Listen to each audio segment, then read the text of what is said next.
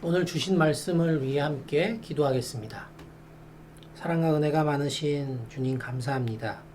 오늘도 우리에게 귀한 말씀을 나눌 수 있는 시간 허락하시니 감사합니다. 이 시간 주님 말씀 듣기로 나오니 우리 마음껏 듣는 길 허락하셔서 잘 들을 수 있도록 인도하여 주옵소서. 이 모든 말씀 살아 역사하신 우리 구주 예수 그리스도 이름으로 기도드립니다. 아멘.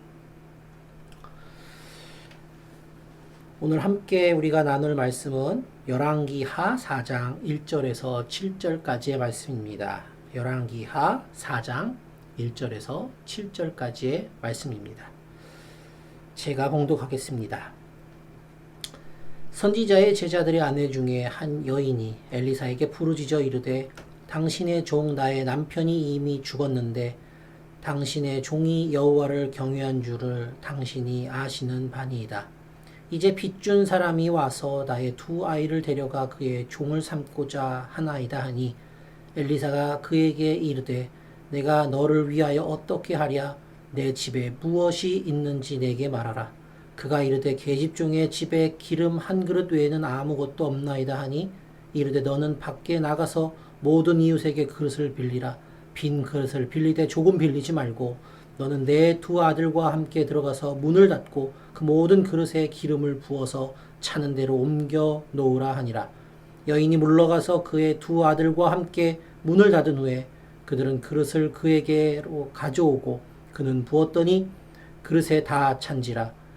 여인이 아들에게 이르되 또 그릇을 내게로 가져오라 하니 아들이 이르되 다른 그릇이 없나이다 하니 기름이 곧 그쳤더라. 그 여인이 하나님의 사람에게 나아가서 말하니 그가 이르되 너는 가서 기름을 팔아 빚을 갚고 남은 것으로 너와 내 두 아들이 생활하라 하였더라. 아멘. 이것은 하나님의 말씀입니다. 오늘은 하나님 방식으로의 축복이라는 제목으로 열왕기하 4장 1절에서 7절까지의 말씀을 함께 나누도록 하겠습니다. 매해 12월 31일에서 1월 1일이 되어 신년이 되면 우리는 누구나 다 덕담을 합니다. 어떤 덕담을 하죠? 제일 많이 하는 게 새해 복 많이 받으세요. 새해 건강하세요. 이런 덕담들입니다. 자, 이런 새해 복 많이 받으세요라는 한국의 고유한 정서적 단어를 통해서 윗세대가 아랫세대에게 그리고 가까운 지인에게 새해 인사를 하곤 합니다. 새해가 되고 한 달쯤 지나서 우리는 이런 인사를 한 번씩 더 합니다. 한국의 방식, 우리의 방식으로 축복을 하는 인사입니다. 구정과 신정이 나눠지기 때문이죠. 자, 왜 그럴까요? 우리 방식으로 따르는 새해가 또 왔기 때문에 그렇습니다. 자, 외국인의 입장에서 우리 문화와 방식을 잘 모르면 참 난감한 상황이지 않을까라는 생각을 해봤습니다. 분명히 한 달 전에 새해 복 많이 받으라고 인사했는데 한 달 좀 지나고 나서 또 새해 복 많이 받으라 인사하는 이런 상황이 얼마나 당황스러울까요? 하지만 우리가 설이라는 명절을 이렇게 보내기 때문에 당연하다는 마음으로 이런 인사를 한번 더 하기도 합니다. 뭐 좀 다른 이야기긴 하지만 새해 인사를 또 다르게 하는 방법은 뭐가 있을까? 예, 제가 저희 친척들이 모여 있는 자리에서 이제 어느덧 제가 세배를 받는 나이가 됐더라고요. 그래서 이제 조카들이죠. 이렇게 세배를 받는데 저기 어른 좀 목사님이라는데 뭐라고 얘기하나 이렇게 거의 그런 눈빛으로들 보더라고요. 그래서 저는 새해 인사를 어떻게 해줄까 고민하다가 이렇게 해줬던 기억이 있습니다. 다른 사람들은 다 새해 복 많이 받고 건강하고 아이들이니까 공부 열심히 하고 훌륭한 사람 되라 이렇게 얘기하는데 저는 저만의 방식으로 덕담을 한번 해봤습니다. 사랑하고 축복합니다. 사랑하고 축복합니다. 이렇게 새해 덕담을 했던 기억이 납니다. 저의 방식으로의 축복이죠. 자, 오늘 우리가 함께 나눈 열왕기하 4장 1절에서 7절의 말씀은 축복에 대한 하나님의 방식이 나타나 있는 부분이다라고 할 수 있습니다. 오늘 본문에 나타나는 인물은 엘리야에게 갑절의 영감을 구했던 제자 엘리사, 그리고 아들 둘을 혼자 기르고 있는 오늘날로 치면 한부모 가정의 여성 가장인 여성, 그리고 그 여성의 두 아들들, 이렇게 4명이 등장한다고 볼 수 있겠습니다. 오늘 본문에 등장하고 있는 이 여성은 베델에 있던 엘리야의 제자들 중에 아내다 라고 오늘 본문 1절에서 소개하고 있습니다. 자, 오늘날로 치면은 어려운 곳에서 목회하는 목회자 또는 선교지에서 선교하시던 선교사님이 돌아가시고 그 가족만 남아있는 것과 같은 상황이다라고 볼 수 있습니다. 자, 이 말씀에서의 여인은 자신의 그런 안타까운 상황을 1절의 말씀처럼 엘리사에게 고하고 있습니다. 상황을 쉽게 이해할 수 있는 내용으로 새롭게 번역한 말씀으로 제가 한번 읽어보도록 하겠습니다. 하루는 예언자 수련생들 가운데 한 사람의 아내가 엘리사에게 부르짖었다. 선생님의 종인 제 남편이 죽었습니다. 선생님도 잘 아시는 것처럼 남편은 하나님께 헌신된 아주 선한 사람이었습니다. 그런데 남편에게 돈을 꾸어준 자가 저의 두 아이를 종으로 잡아가겠다고 지금 오고 있습니다. 이 안타까운 상황을 들은 엘리사의 마음이 움직였는지 엘리사는 여인에게 현재의 상황을 물어봅니다. 이런 물음에 엘리사는 여인에게 3절, 4절의 말씀처럼 구체적으로 준비할 것을 이야기합니다. 특별히 3절의 말씀을 조금 더 깊이 보겠습니다. 이르되 너는 밖에 나가서 모든 이웃에게 그릇을 빌리라. 단순히 빌리라고 하는 정도가 아니었습니다. 빈 그릇을 빌리되 조금 빌리지 말고 아주 자세한 지시사항이었습니다. 이 지시사항에는 중요한 예고가 있습니다. 바로 하나님의 축복은 우리가 준비된 만큼 그리고 놀라울 만큼 아주 현실적이라는 점을 이야기하고 있는 것입니다. 그리고 축복이 단순히 한 사람만이 누리는 것이 아니라 가족이 함께 누리는 공동체의 축복이라는 점을 이야기하고 있습니다. 우리는 보통 축복이라고 하면 나를 중심으로 생각하고 내가 잘 되는 것을 우선으로 생각하는 경향이 있습니다. 저도 그렇습니다. 하지만 하나님은 공동체를 중심으로 축복을 주셨다는 점은 성경에서 시작된 역사의 시작부터 있었던 부분입니다. 물론 아브라함이라는 인물을 택하셨지만 결국 아브라함의 가족으로 택하셨고 그 가족에서 이스라엘이라는 민족을 택하셨다는 점이 바로 그렇습니다. 우리는 3절에서 4절의 말씀을 통해서 축복에 대한 하나님의 방식 두 가지를 확인할 수 있습니다. 첫 번째는 현실적이다 라는 점이고 두 번째는 공동체 중심적이다 라는 부분입니다. 이러한 두 가지의 한 가지가 남아 있습니다.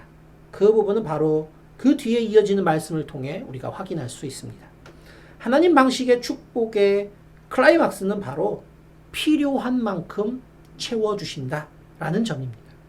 오늘 말씀 6절의 말씀을 보겠습니다. 그릇에 다 찬지라.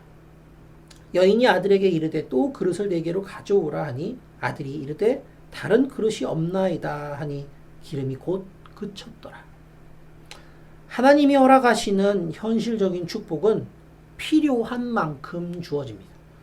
이 점이 우리가 중요하게 생각해야 되는 부분입니다.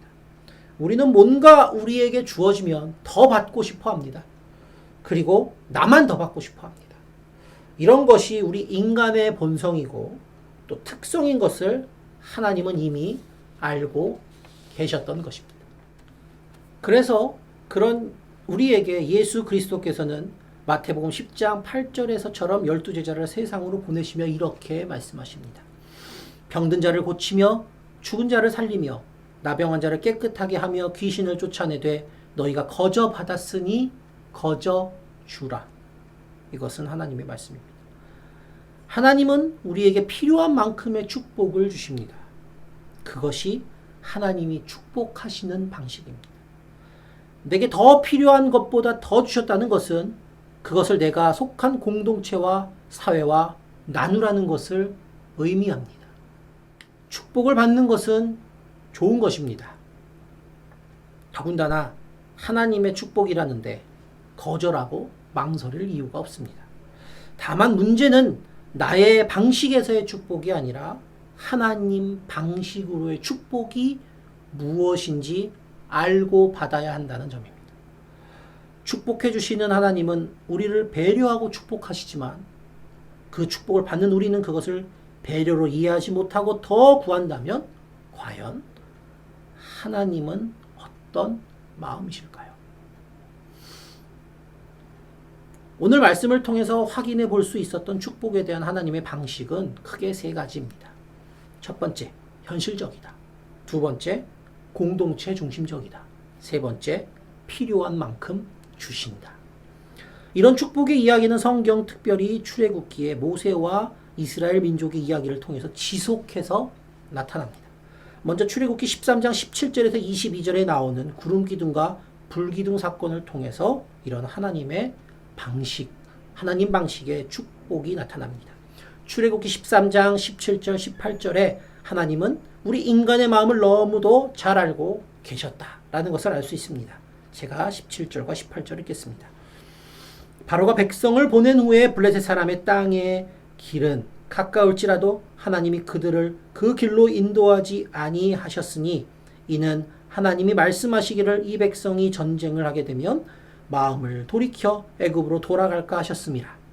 그러므로 하나님이 홍해의 광야길로 돌려 백성을 인도하시매. 이스라엘 백성, 즉 우리 인간이 전쟁을 하면 다시 애굽의 바로적 시절로 그것을 그리워하며 다시 돌아가려는 마음을 먹겠다라는 현실적인 생각을 하셨던 하나님은 이스라엘 백성을 홍해 광야의 길로 돌려 전쟁을 피하게 하셨습니다. 그리고 하나의 생각을 더 하셨습니다. 모세로 하여금 이스라엘 공동체를 묶을 수 있는 상징으로 요셉의 유고를 가지고 있게 하셨던 것입니다. 그리고 그 유고를 통해 19절의 말씀처럼 이렇게 말씀하십니다. 출애굽기 13장 19절의 말씀을 제가 읽겠습니다. 요셉이 이스라엘 자손으로 단단히 맹세하게 하여 이르기를 하나님이 반드시 너희를 찾아오시리니 너희는 내 유고를 여기서 가지고 나가라. 이것은 하나님의 말씀입니다. 요셉과 하나님의 약속을 이스라엘 민족에게 상기시키시며 하나님의 자녀인 이스라엘 공동체의 정체성을 다시 한번 확인시키신 것입니다. 그리고 마지막으로 20절에 에담의 장막을 친 이스라엘 민족을 위해 낮에는 구름기둥, 밤에는 불기둥을 통해서 더위와 추위를 피하게 하셨다는 것이 바로 이런 하나님 방식의 축복을 보여주는 또 다른 말씀이 됩니다.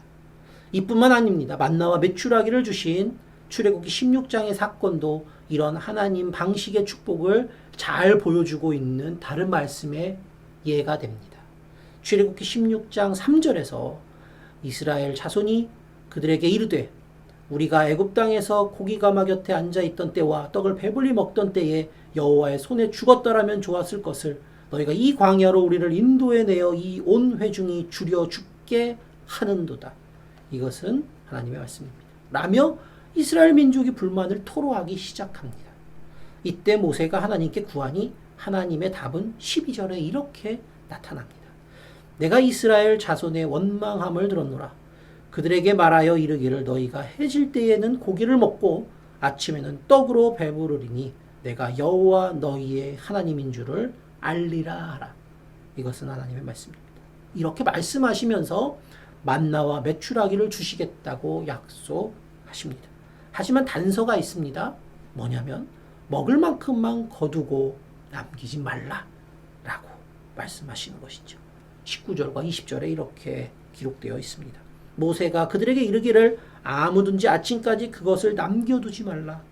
그들이 모세에게 순종하지 아니하고 덜어는 아침까지 두었더니 벌레가 생기고 냄새가 난지라. 모세가 그들에게 노하나니.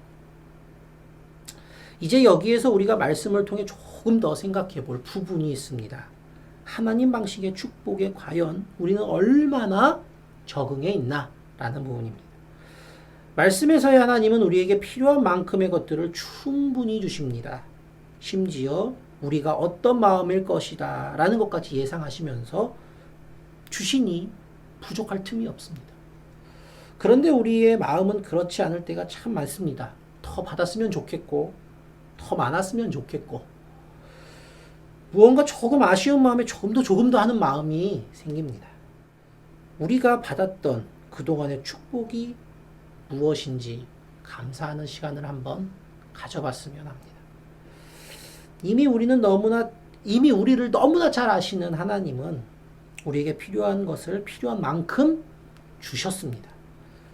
이제는 우리의 입술에서 감사함을 고백해야 할 시간이 아닐까요?